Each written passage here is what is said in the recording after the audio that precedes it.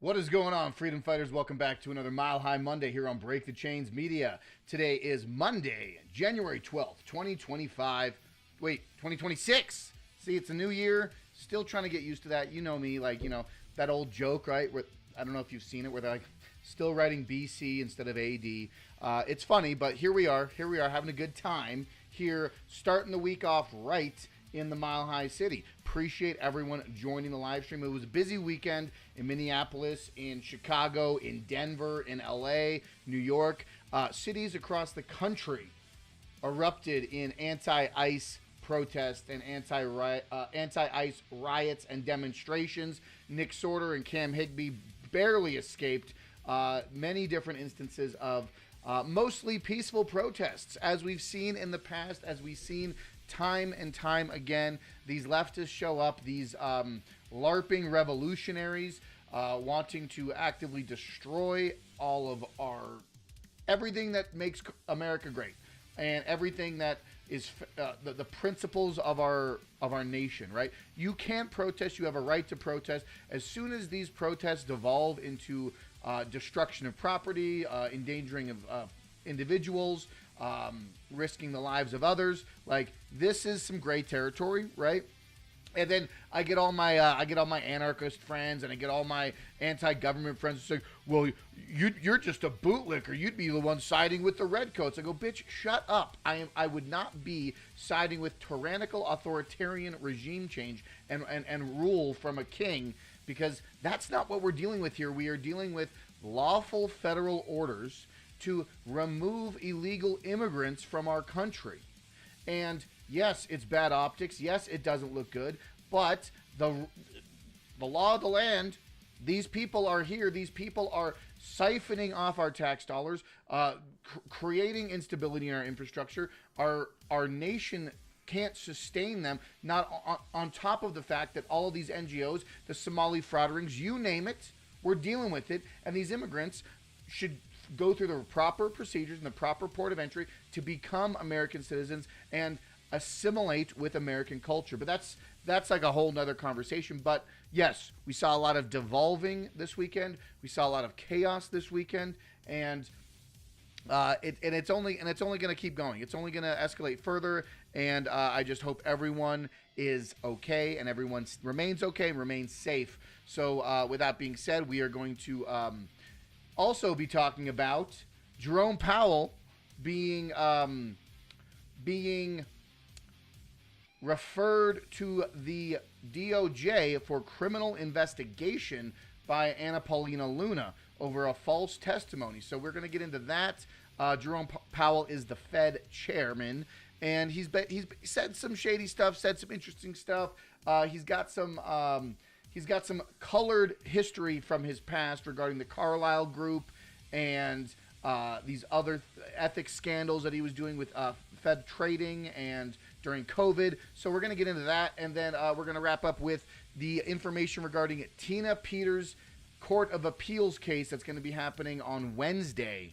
So we're going to talk about that, and we're going to do a quick breakdown on that case. But if this is the first time joining Break the Chains Media, hit that thumbs up button, share this video with your friends and family, be a part of the chain breakers here on Break the Chains Media, because that is what we do here. We bring the news, we bring the information, we try to cover all national things, international things, but always try to bring it back to Colorado and what happens in Colorado and how we can impact our state by doing the right thing, by being active in our communities, by building a strong coalition of values and morals and understanding of one another and what we want to see our future and our children's future and our grandchildren's future. How does the world look for them? And it starts with us, and it starts with our actions here. So that's what Break the Chains Media is all about. You can also check out breakthechains.media. That is the website. That is where you can hang out and get some great information. You can check out Realm Walker Hot Sauce if you want to pick up a bottle of hot sauce. Realm Walker Hot Sauce. Travel the 9 realms of Norse mythology through hot sauce. Got some milder flavors here, but I also got some really hot ones down at the bottom here. Asgard, Muspelheim, and Ragnarok. So come check them out.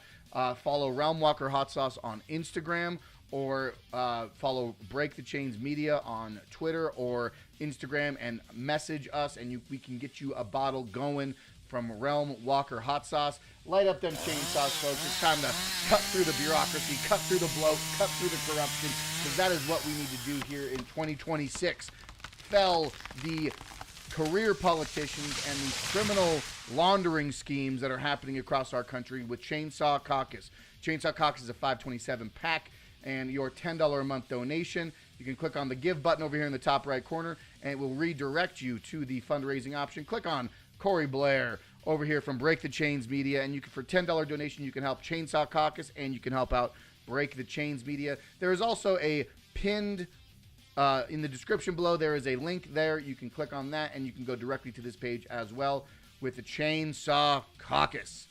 And without further ado, we are jumping right into the news from Break the Chains Media's Twitter page here.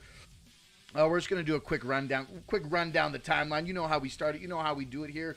But yes, I posted this a few days back, and it just made me think, you know, and I encourage everyone to go to this page, check it out, and see, like, look at this here, okay?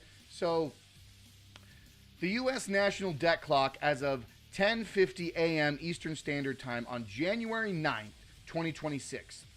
We are $38.5 trillion in national debt. $100,000 every single second.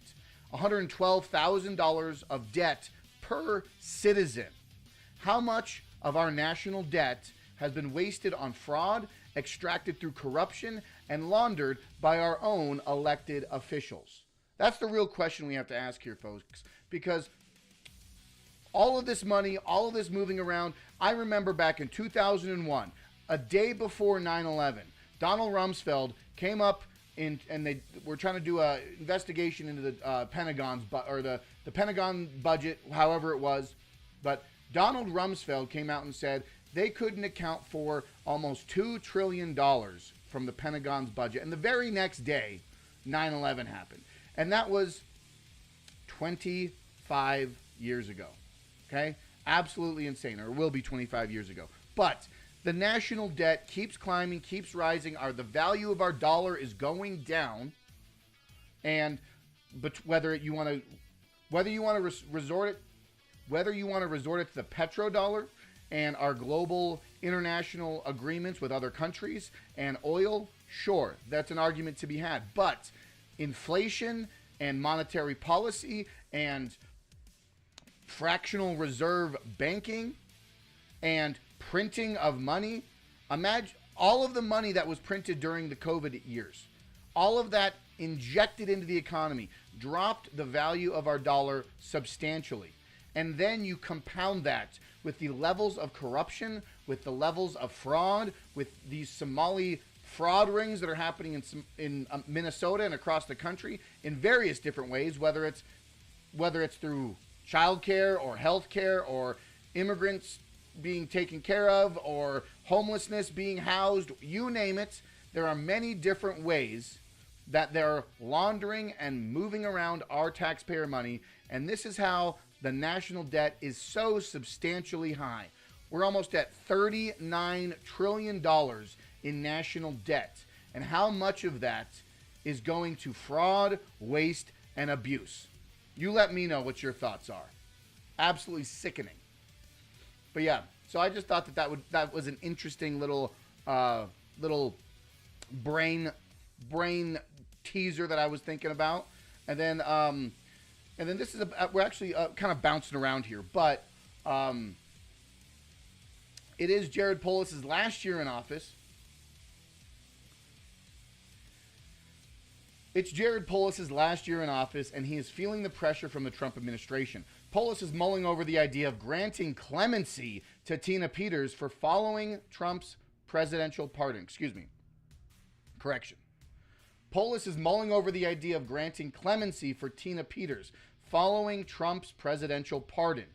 Cutting off federal resources to Colorado is definitely playing a factor as well. Whether it's from NCAR, whether it's from federal road infrastructure money, whether it's the Arkansas water conduit conversation that was being had, many different aspects of Colorado what many different aspects of the federal government is the federal government is basically holding Colorado up on the ropes here. And they're trying to do everything they can from a federal level to hold the pressure on when it comes to Tina Peters, Jared Polis. There's several different investigations going on, whether they're the civil rights investigation with Harmeet Dillon and the Civil Rights Division looking into the prisons and the civil rights violations that potentially could be happening in multiple different Colorado prisons around the state. The investigation, the DOJ lawsuit against Jenna Griswold, and the voter roll, unredacted voter roll information. So many different levels are going into the pressure mounting against Colorado. And I do believe that Jared Polis is going to be doing some interesting things this year, because this is his swan song, if it will. This is Jared Polis' swan song year. He's going to be doing everything he wished he could have done, and some things that his followers and his supporters might not like him doing, because he's termed out. There's nothing else Jared Polis needs to do, and he's going to probably be looking for future endeavors, whether it be senator or I think he does have presidential aspirations. But this is actually a quote from Jared Polis from the CBS article here.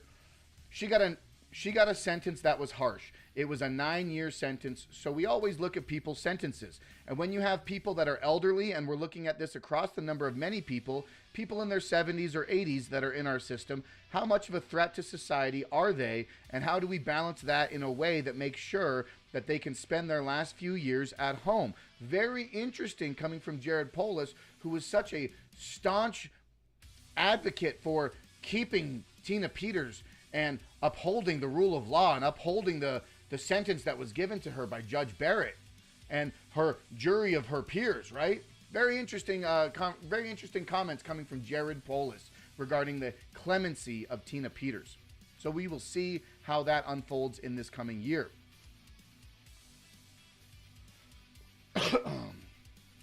Let's do a little bit more here. Interesting. This is actually this is a different angle that we have to look at here. And yeah, let's check this out here. So, wait, what? Where is the thing? Here's what we do. This is what we do. You ready? Are you ready? All right, light them up. Who's in the chat? Say hello in the chat. Be a part of the Chain Gang. Let's get some conversation going, because that's what I like to see on Mile High Monday here on Break the Chains Media. Let's go. Let's go. All right. So if you haven't been distracted by the riots going on across the country and the protests taking place all over the country and the division that's being sown from sea to shining sea here in America, this is another very interesting thing that's taking place. So, Venezuela. Long time ago, Hugo Chavez was in control of Venezuela. And during his regime, ExxonMobil and ConocoPhillips built out oil infrastructure in Venezuela. Well, fast forward, the Maduro regime and Hugo Chavez's passing, since then, they have exploited and they have destroyed and they have manipulated and they've abused their oil infrastructure that was built out by ExxonMobil and ConocoPhillips. So let's take a dive back into history here, and let's look at what's really going on with the Venezuela oil tankers and the seizing of these oil tankers. So the fifth Venezuelan oil tanker was seized by the U.S. a few days ago. These U.S. seizures are paying in full an international judgment. In the 2000s, under Hugo Chavez, Venezuela seized oil projects owned by foreign companies, including major U.S. firms such as ExxonMobil and ConocoPhillips. They went in international arbitration and U.S. courts, the proper legal venues. They won, and the rulings were final, binding, and enforceable. Venezuela lost and was ordered to pay tens of billions of dollars in damages, about 300 tankers worth.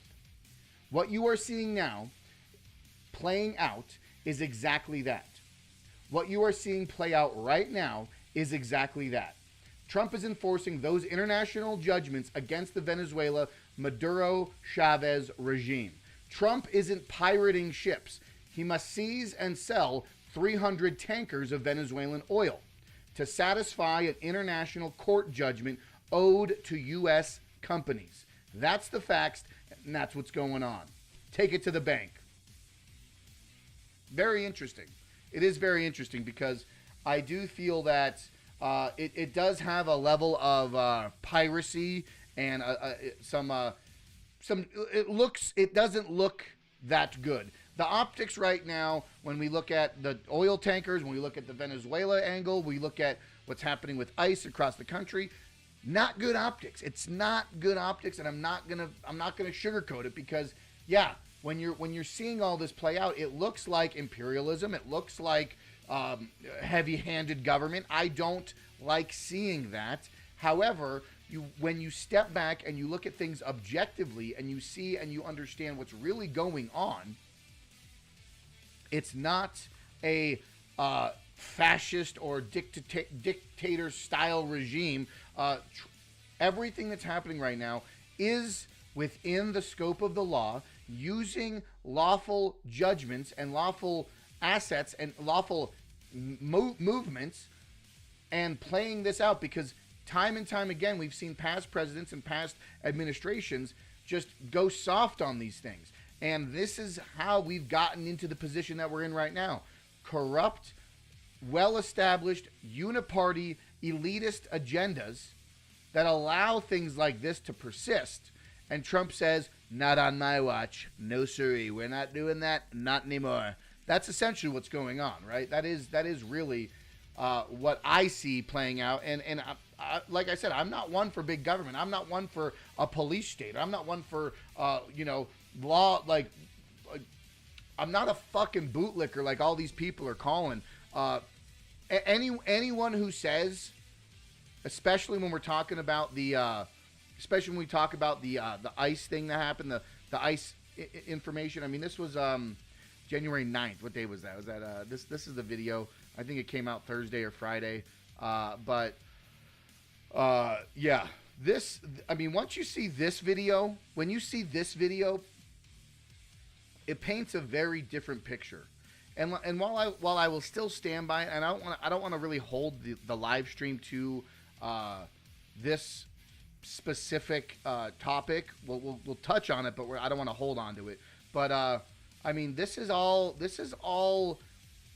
the imagine doing that to any sort of law enforcement in general, not just ICE, but a state trooper, a local police officer, anything. The audacity and the level of disregard for the law and for what's being done. I mean, like, would you talk that way to a police officer if they pulled you over for speeding? I mean, and I'm not trying to like defend the police. I'm not here. Like, it sucks when you put me in a position where it sounds like all I'm doing is defending the law and defending police and back the blue. I am not that kind of guy, because trust me, I've had many instances of disagreeing and being angry and being pissed off at police and how they enforce their laws. However, when you play stupid games, you get stupid prizes. And unfortunately, this one here was acting in such a way, that poor dog, I feel so bad for that dog. But it's just, it was not, the decision she made was extremely dumb and extremely reckless to do what she was doing, to stop federal law enforcement from let them do their job. These illegals should not be here. These illegals play a huge factor in the reason why our government doesn't put the citizens first. The more illegals that are here, the less the government works for us, the more they work for them. Do you not see that? It's such a shame, and I don't want to be the one that constantly has to bring this up. And I don't, but we also have this conversation. I wanted to post this. This was actually great, but let's actually watch this one in full, because I don't think we watched this one before. Maybe we did in another stream, but this is tying to the election, right? This is tying Venezuela and the election together, right? So let's take a listen here. Venezuela. Let me see here. Actually, let's just play it. Let's do this here. Let's play this video. Antonio Mujica and his partner Alfredo Anzola received a small business loan from the Venezuelan government only months before the recall election. These corporate registration documents from Venezuela show the Venezuelan government owned 28% of the stock of another company. Antonio Mujica and his partner Alfredo Anzola received a small business loan from the Venezuelan government only months before the recall election. These corporate registration documents from Venezuela show the Venezuelan government owned 28% of the stock of another company they started, Bizta, which adapted voting software for the Smartmatic machines in the 2004 elections. The same document shows a Chavez government minister, Omar Montillo, was on the board of directors. The Chavez government gave Bizta, Smartmatic, and another company a $91 million contract to run voting machines for the 2004 election. The next year, the owners of Smartmatic, primarily owned by Venezuelan businessmen, bought Sequoia, one of the top electronic voting system companies in the United States, for $16 million. Smartmatic is a labyrinth of international holding companies owned by Venezuelan businessmen. Smartmatic Group NV of Curacao, Netherlands, Antilles owns Smartmatic International BV of Amsterdam, Netherlands, owns Smartmatic Corporation of Florida, which bought Sequoia Voting Systems of California, USA. When Smartmatic bought the U.S. voting machine companies, the U.S. government did not review the sale. Many experts say those voting machines were manipulated in Venezuela to give President Hugo Chavez a victory. Exit polls done by the U.S. firm Penn, Schoen and Berland had Chavez losing 41% to 59%.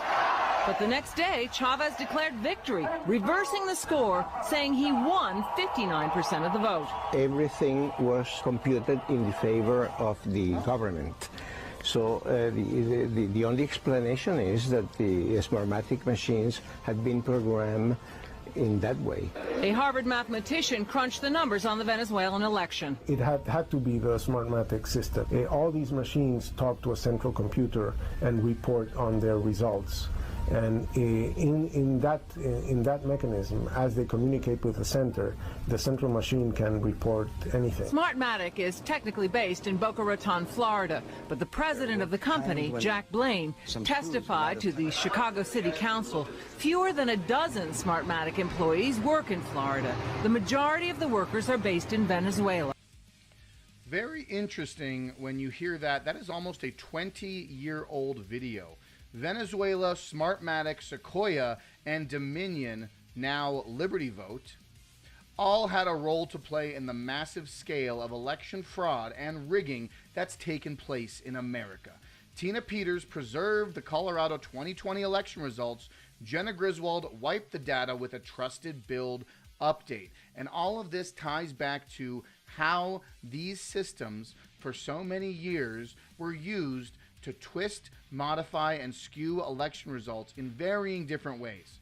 And what's happened in Colorado was just a couple percentage points from a couple different conservative districts make the victory for Democrats every single time. They don't have to necessarily add votes or flip votes. They just have to shave off a few percentage points in heavily red districts, and no one ever questions it because no one ever contests a couple percentage points less in red districts. They just think it's lower turnout.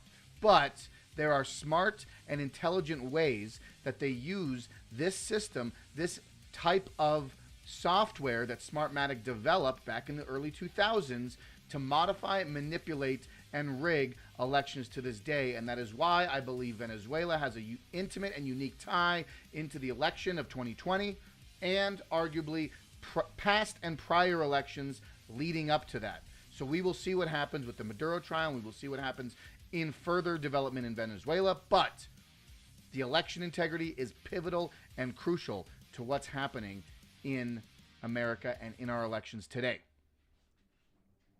Very interesting indeed. Talk about the AVC. Talk about these guys. What else we got? Oh yeah, we got some great videos I posted earlier. Highly check them out. I mean, I wanted this one to get a little bit more traction, but it still got a good amount of views. But this was part of the live stream. I mean, you see me talking about it, but I basically said the progressive leftists have weaponized the Minneapolis ICE shooting to their own narrative. This weekend, we'll see protests, riots, more ICE encounters, and further escalation. Modern-day Bolsheviks igniting division and LARPing revolutionaries. Be safe out there. That was before the weekend, but you saw the weekend unfold into disarray. You saw Ilhan Omar out there confronting ICE officers rather than completely ignoring the rampant Somali fraud that she's probably associated with. But she's out there defying ICE, because she's got to make a stand. She's got to make a presence, right? We also have the 39-year-old Colorado teacher that was arrested for sexual exploitation of a child. Absolutely disgusting. Aaron for parental rights, covering that one, knocking it out of the park. But yeah, so this was the riots. This is, and when we get into the riots and the tale of two movies, as it were, you see two different factions. You look at one video, and there's two different realities that these people see. One group of people sees a rightful and justified shooting and rightful and justified response to a situation that unfortunately escalated into a tragedy and a loss of life. And then the other side sees a militarized Gestapo police force killing an innocent woman of 3 children, and this is how it devolves. This is how the Operation Mockingbird media manipulates and skews and uses emotion and emotive response to these types of stories, to these types of narratives. You see hundreds of thousands. That's arguably, I would say, 20,000 people in this neighborhood. Arguably, I mean, it's a helicopter view. I mean, that is packed. Right on cue, thousands of mass in Minnesota protesting for their fallen comrade. When night falls, the rioting and destruction will commence. Modern-day Bolsheviks igniting division and LARPing as revolutionaries. Right? Tina Peters, Jenna Griswold ripping on Tina Peters. She feels her safe place is on Blue Sky. Jenna Griswold doesn't associate with her ex account. Jenna Griswold only posts on Facebook and Blue Sky because every single time she gets rolled by every single person, like 100-to-1 ratio. She just gets buried into the ground when it comes to her responses on Twitter. So that's why she doesn't do anything. But yeah, this right here, right? Let me know your thoughts on the chat with this one. Okay.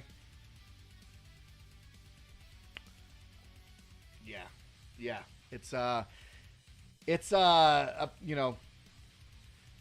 they always say pictures. Wow. All right. You know the saying, a picture says 1,000 words? Well, what words do we have for these two pictures here? You've got the martyrs of the left versus the martyrs on the right. We are not the same. The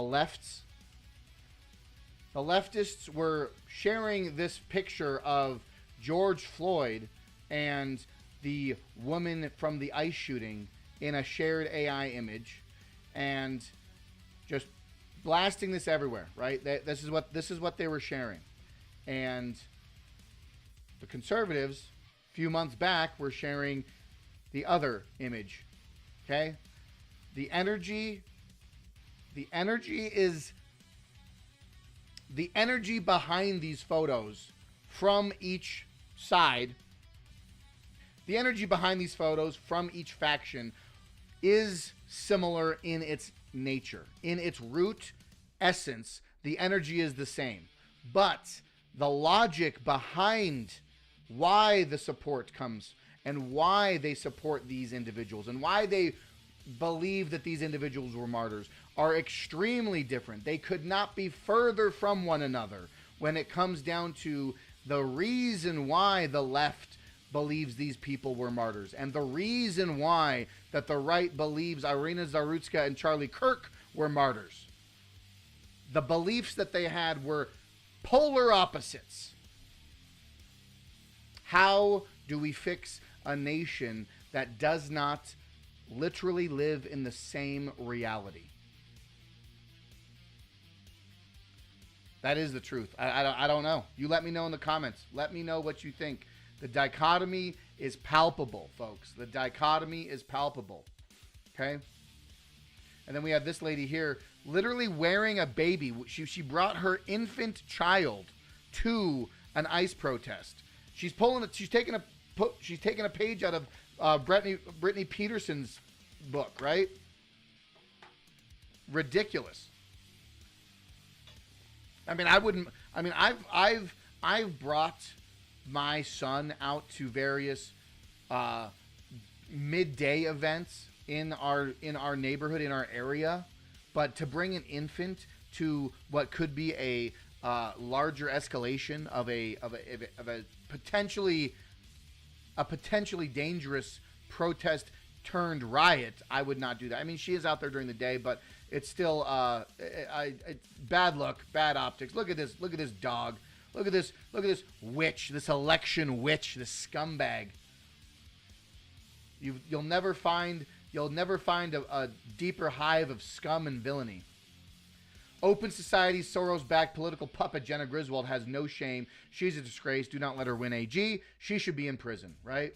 I posted this one here. Holy cow, this one's fucking taken off, and I love it. You got to check this one out on my X page over on Instagram. But I was out in Boulder. It was a great time out in Boulder, but I mean, definitely a sight for sore eyes when I see a bunch of Democrat socialist propaganda on these public posting boards. You can put up anything, but the whole thing was full of communist propaganda. Absolutely disgusting. Highly recommend checking out that video. But this is a video from Nick Sorter and Cam Higbee trying to escape from anti-ICE protests. I don't know if you saw this, but this happened on, I believe it was Friday night or Saturday night. Absolutely incredible. Actually, no, this was yesterday. But yeah, let's take a listen here.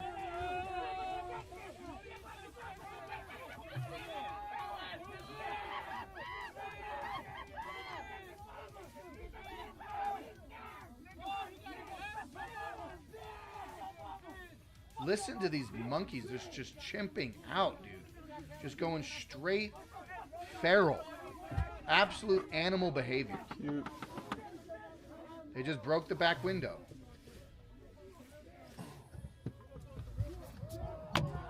Get out of the way! Get out of the way! And that one dude just jumps up on it. Nick speeds off, and then he sees there's a car that turns over here and tries to block him. So he jumps up on the curb and goes around, right? Absolutely incredible. Absolutely incredible.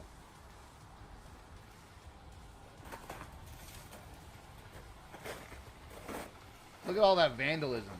This is what mostly peaceful protests look like. This is what the tolerant left does, folks. This is the tolerant left. Okay? Sickening. From Nick Sorter, check it all out from Nick on his page. Got some other footage here. I think this is from a different angle. Yeah, that's the same truck. This is from outside of that same Jeep. But yes, we're living a world. People are watching two different movies play out. The same things are happening, but two different movies. Yeah, absolutely crazy. Yeah. This one's great.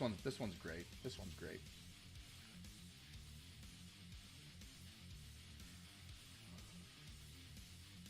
Folks, the martyr of the progressive left. What a time to be alive. Well, I can't say that for everyone, though. Play stupid games, win stupid prizes. You live, you leer. This art by America is absolutely fantastic. pictures speak 1,000 words, and this one has got, I would say, at least a couple solid paragraphs of what you could really break down, what you could really pull out of this, right? This is a top tier meme of the month, in my opinion. In my opinion, this is the top tier meme of the month, street art of the month. This is fantastic from America. Fantastic. Legend. It's sad, but I mean, like, I don't know how else we go through that. You know, what else do you say? Then you got a couple other stuff here. I wanted to touch on Argentina's wildfires, but I mean, yeah. So that sums up the roundup on the X feed roundup. But let's get into Jerome Powell, Rep. Anna Paulina Luna. Federal Reserve is the root of our problems. In July, let's take a look here. Let's take a look here, folks. We're getting into it.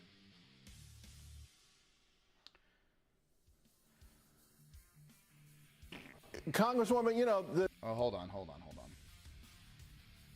In July, Rep. Anna Paulina Luna referred Jerome Powell to the DOJ. Today, he is officially under criminal investigation by the DOJ. This is the way. Let's check it out, folks. Congresswoman, you know, the complaint refers to that June 25th meeting, testimony, Jay Powell before the Senate Committee on Banking, Housing, and Urban Affairs. Walk us through exactly what happened. Let's see here. Hold on. Complaint refers to that June 25th meeting, testimony, Jay Powell before the Senate Committee on Banking, Housing, and Urban Affairs. Walk us through exactly what happened there. Yeah, of course, and thank you so much for having me back on, Charles. You know, this does not make me happy to do. Perjury is a very serious charge. 18 U.S. Code 1001 says that anyone who lies to Congress or perjures themselves, it comes with up to $250,000 fine and up to 7 years in prison. But ultimately, this has to do with the renovations that Powell greenlit without the authority or oversight of a design review board. What I can tell you is, you know, him saying that $700 million over budget is something minimal. Meanwhile, you could have a number of buildings built for that price. And it seems like, you know, right now we're seeing obviously inflation that he really has refused to address. And what I would say is that everything that he's done, in my opinion, instead of focusing on really doing his job and being held accountable, working with the Planning Commission, he's actually done the exact opposite, and he should be held accountable for his actions. You know, it's pretty clear the Fed must have known something was coming. This past weekend, they added a video to a frequently asked questions segment of their webpage that they just updated the week before that concerning this. And they said, listen, there was no VIP elevator. There's no extra stuff. Everything that they did was above board. So they obviously were pre-planning this. What do you make of that, them sort of going on offense this way? Well, you know, I think that it needs to be Mr. Powell himself that needs to be making that argument, not the Fed as a whole. And I would say that he was the one that went out there and made the comments to Senate. His testimony is directly conflicting with actually what's being done in design and bill. I believe the only thing that was not in his testimony that was accurate is there are no beehives or bees in the rooftop, but there's rooftop terraces. And so what I would tell you is right now, again, you know, $700 million is not a small number. In addition to that, you know, there's other members of Congress who agree, so I don't think that I'm going to be the only one making the referral. You know, to your point. Well, when you think about how much money we're seeing in fraud, waste, and abuse, and how much money the government wastes on the old trope of $20,000 office chairs and $30,000 staplers, right? This is how they rack up the cost of things. This is how they continue to hold their budget high every fiscal year so that they continue to get more and more money out of the taxpayers. So when Jerome Powell or the Fed says $700 million for X, Y, and Z renovations, and she's calling him out on the actual cost of things and what's actually being done, this could very well be another angle or another way that they manipulate and launder and funnel taxpayer money into the government for fraud. 100%. Now that we're seeing all these puzzle pieces get put together through the way that governments and elected officials use their NGOs use these side projects, use businesses, use leering centers and daycares to fund their extortion operation of the American taxpayer.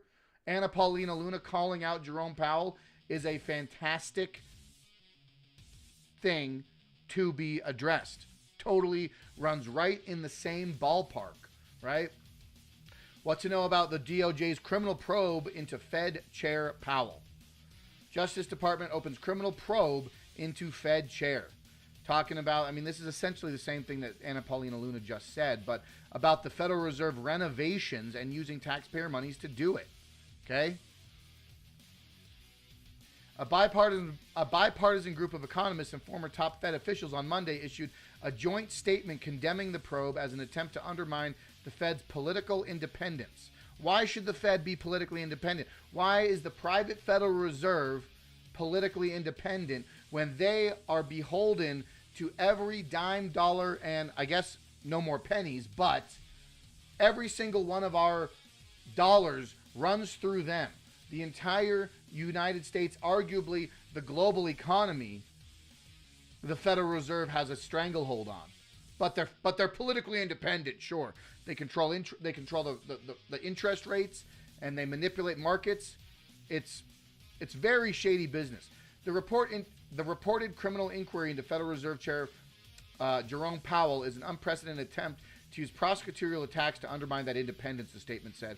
The signatories included former Fed chairs Alan Greenspan, Ben Bernanke, Janet Yellen, who led the central bank for a combined period of roughly 3 decades, spanning multiple presidents from both major parties, because the both major parties play with the Federal Reserve.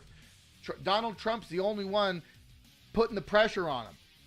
The Fed is an independent agency established by Congress. Federal law allows the president to remove the Fed chair for cause, though no precedent exists for such an ouster. Powell's term as chair is set to expire in May, but he can remain on the Fed's policymaking board until 2028. How convenient. Powell has not indicated whether he intends to remain on the board. We will see what happens with these indictments. Unfortunately, I don't hold my breath on any information when it comes out like this. It all sounds good when you hear the news headline. It sounds fantastic, but when the rubber hits the road and there's actually some real traction, sure, he's under investigation for perjury and lying to Congress. Okay, that's some fine. That possibly could be some years, but highly doubt we actually see anything come out of this, unfortunately, right? Let's take a listen to this video, see if they say anything. This morning, federal prosecutors have launched a criminal investigation into Federal Reserve Chairman Jerome Powell related to his testimony before a Senate committee about the multi-billion-dollar renovation of 2 Federal Reserve buildings. Powell firing back overnight, claiming the investigation is really about President Trump's pressure campaign to undermine the Fed's independence and get Powell to lower interest rates. The threat of criminal charges is a consequence of the Federal Reserve setting interest rates based on our best assessment of what will serve the public, rather than following the preferences of the president. President Trump overnight denied any involvement in the investigation, but just 2 weeks ago made this threat. We're thinking about bringing a suit against Powell for incompetence. It's going to end up costing more than $4 billion. $4 billion. The renovations, which ballooned past initial budget estimates, were the subject of a public showdown last July, when Trump paid a rare visit to the Fed. It looks like it's about $3.1 billion. It went up a little bit, or a lot. So the 2.7 is now 3.1. I'm not aware of that. Yeah, it just came out. The Fed has attributed spending overruns to unforeseen cost increases. Florida Congresswoman Anna Paulina. Yeah, they cut the good part. Right then, Trump pulls out a piece of paper with the receipt saying, yeah, it actually went up a little bit here. Check that out. And then Jerome Powell reads it and he goes, I haven't seen this. I don't know what you're talking about. But yeah, absolutely hilarious. I wish they showed the whole clip, but let's keep going. Lena Luna claims Powell lied under oath and has pushed the Justice Department to investigate, saying, unelected bureaucrats do not get a free pass. No one is above the law. The financial markets turning lower overnight in response to the investigation. Analysts questioning the long-term impact.